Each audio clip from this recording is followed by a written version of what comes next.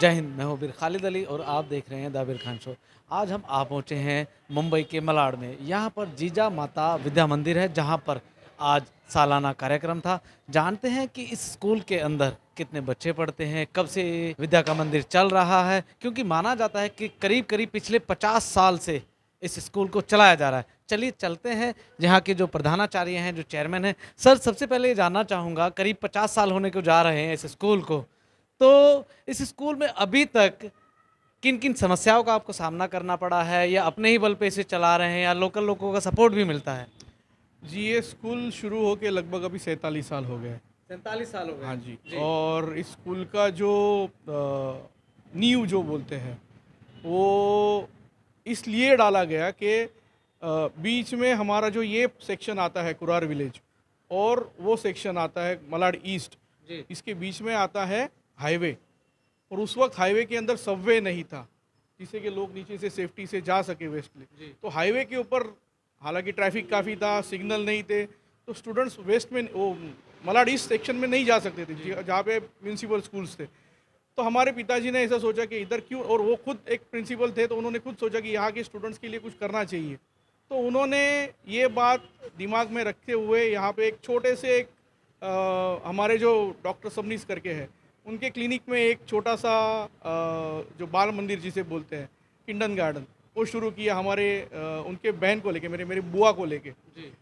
और पिताजी के हरीश कदम साहब हैं, जो सचिन कदम साहब के पिताजी, एकदम खास दोस्त, मतलब भाई दोनों।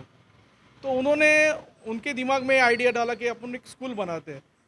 तो कदम अंकल ने, हमारे हरीश कदम अंकल ने उनकी पूरी ताकत लगा के, पिताजी के पीछे खड़े रह के पूरी ताकत लगा के ये स्कूल का निर्माण ये दोनों ने किया। उस वक्त इस वक्त ये एरिया इतना गरीबी से था कि उन्होंने सोचा कि फीस वगैरह, बच्चों से कुछ चार्ज वार्ज भी लेते हैं आप? हम लोग कुछ भी पैसे नहीं लेते। कैसे चलता है फिर इतना सब? हमारा जो स्कूल है वो गवर्नमेंट एडेड स्कूल है। बाकी जो कुछ भी फैसिलिटीज़ है वो हम लोग हमारे हिसाब से, यहाँ पे जो थोड़ा बहुत डोनेशन आता है, लोग कुछ हेल्प करते हैं। यानी जो लोग हैं, जो चाहते हैं जो बच्चे हैं वो देश का भविष्य बने, वो सपोर्ट करते हैं आपको? हाँ जी, पूरा सपोर्ट करते हैं। यहाँ के लोग सपोर्ट करते हैं, यहाँ के जो कुछ भी पॉलिटिशियंस है थोड़ा बहुत हमको वो सपोर्ट करते हैं। और धीरे धीरे ये स्कूल के अंदर से हम लोग के अभी 47 साल कंप्लीट हो गए। लगभग जितना मेरा कैलकुलेशन है वो हिसाब से आज की तारीख में कम से कम 70,000 के ऊपर स्टूडेंट्स यहाँ से निकल चुके हैं। हमने सुना है आपने पढ़ाई भी यहीं से की है? मैं पहला स्टूडेंट था। पहले स्टूडेंट, मतलब पिताजी का स्कूल है और बच्चा ही वहाँ पे शिक्षा ले रहा है। मैं पहला स्टूडेंट था। और वो जो मैडम जो यहाँ पे नरेट कर रही थी, एंकरिंग जो कर रही थी, वो मेगा जी है, वो मेरी क्लासमेट थी उस वक्त।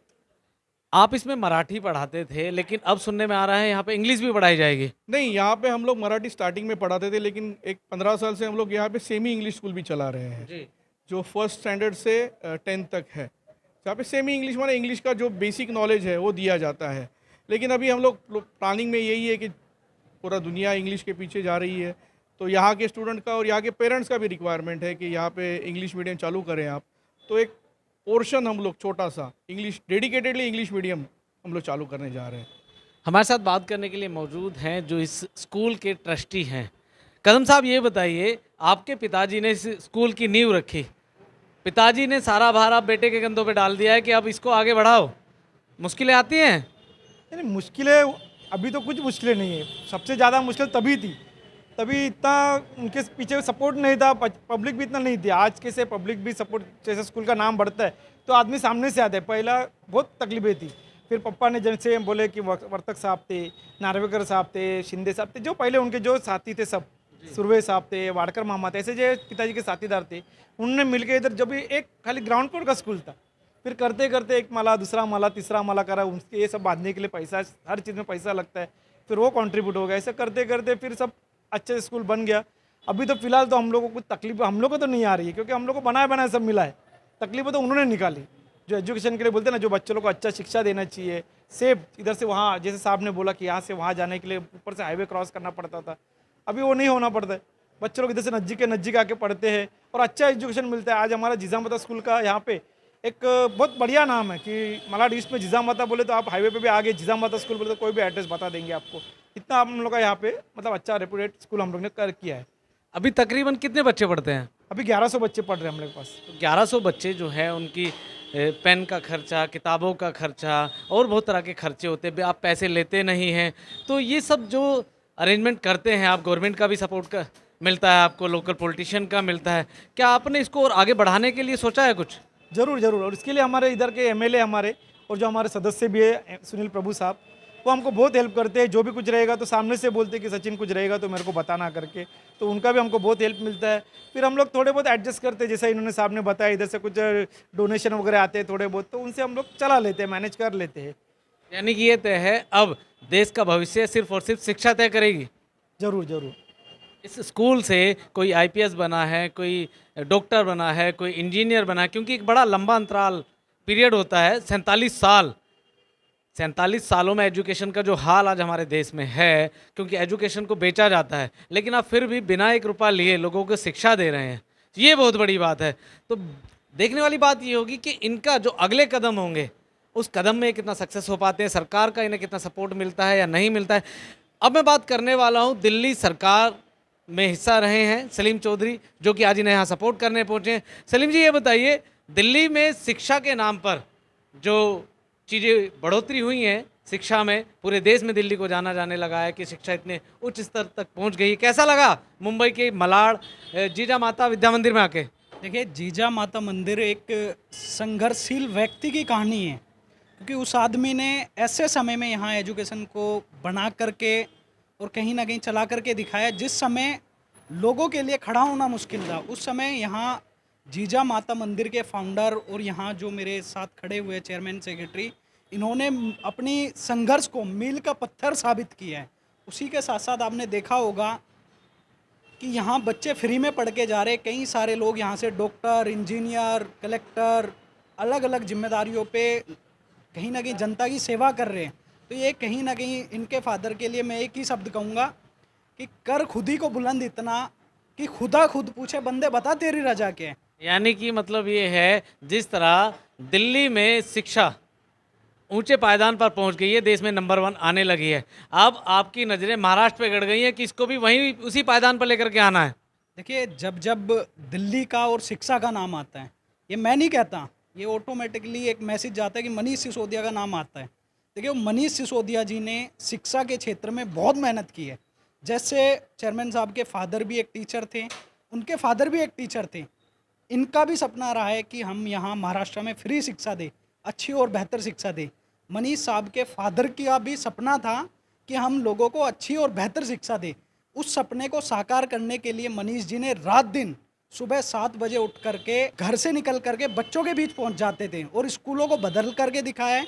कहीं ना कहीं स्कूलों में बच्चों को हैप्पीनेस क्लास और सोलर सिस्टम क्लासेस, मतलब टीचरों को इंडिया से बाहर ट्रेनिंग करा करके फिर दिल्ली में लाया गया है, ताकि बेहतर तरीके से अच्छे से बच्चों को पढ़ाया जा सके और वो पढ़ करके आगे बढ़ सके। और कहीं ना कहीं आज हर एक फील्ड में लोग आगे बढ़ रहे हैं और बच्चे IAS IPS बन रहे हैं। उसमें मनीष जी का कहीं ना कहीं बहुत बड़ा रोल है, क्योंकि अमेरिका से जब वहाँ की राष्ट्रपति की पत्नी यहाँ आती है, और हमारे लिए प्राउड की बात है, वो आकर कहती है कि भाई मुझे दिल्ली में सरकारी स्कूल देखने, तो हम वहाँ अपना मन को संतुष्ट कर लेते हैं कि कहीं ना कहीं मनीष जी ने जो कभी आज तक इतिहास गवाह है, 47 से आज तक कोई राजनीतिक दल, कोई पार्टी, कोई संगठन, कोई नहीं कर पाया, वो मनीष जी ने कर दिखाया है। ऐसे ही मैंने यहाँ आकर के देखा है, मलाड में आकर के देखा है, इनके फादर का भी एक सपना था।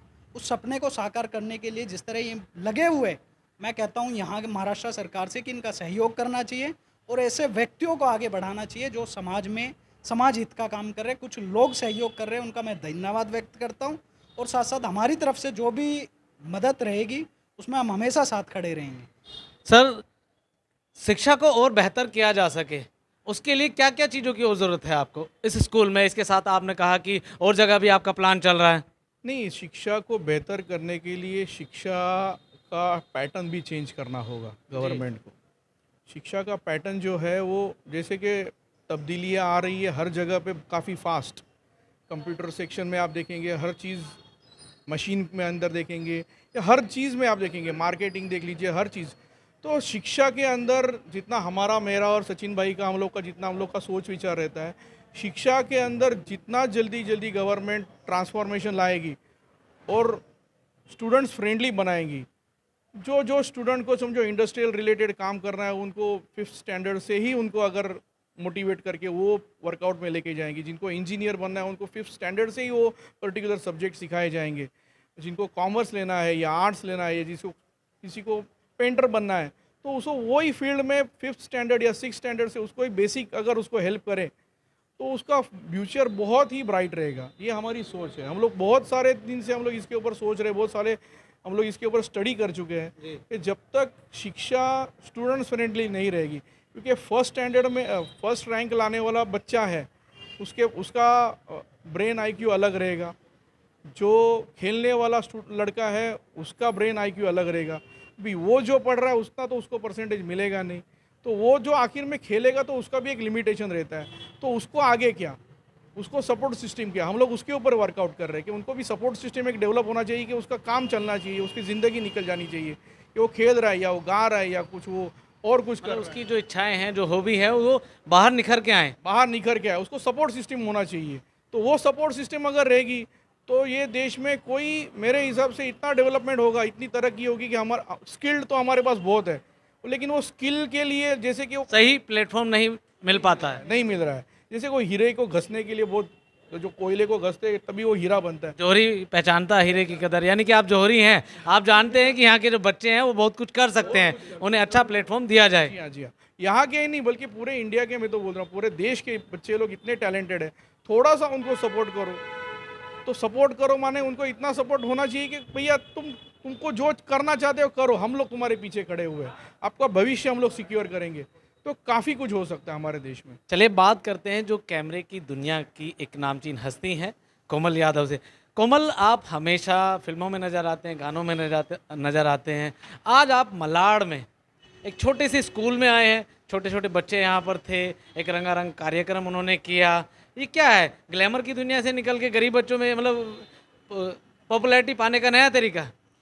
जी देखिए, अगर ये आप बोल रहे हैं पॉपुलैरिटी पाने का नया तरीका है तो बिल्कुल भी नहीं है। अभी मैं यहाँ आई हूँ, आके मुझे मेरा भी बचपन याद आया है और मुझे थोड़ी देर पहले ही मुझे पता चला है कि सर जो भी कर रहे हैं ये बच्चों को ये चैरिटी में कर रहे हैं। ये कोई इसका चार्ज नहीं ले रहे हैं बच्चों से, उनको शिक्षा देने का, उनको आगे बढ़ाने का। आप जब बड़े स्टार बन जाएंगे तो आप तो चार्ज लेंगे आने का स्कूल में? अरे सर, कैसी बातें कर रहे हो, हम बिल्कुल भी चार्ज नहीं लेंगे, बल्कि जितना हो सकेगा कोशिश करेंगे कि हम भी कुछ ऐसा करें जैसा सर लोग कर रहे हैं, और जिससे कि हमारी शिक्षा लेवल और बेटर हो। और स्पेशली उन बच्चों के लिए जिनको पढ़ाई नहीं मिल पाती है, या तो पैसों की वजह से, या उनका बैकग्राउंड ऐसा होता है कि माँ बाप उनको नहीं पढ़ा पाते हैं, चाहे कोई भी रीज़न हो, बट ये स्कूल, ये संस्था ये सब कर रहा है। सो हेड्स ऑफ टू देम, और it's amazing and I think हम सबको सपोर्ट करना चाहिए।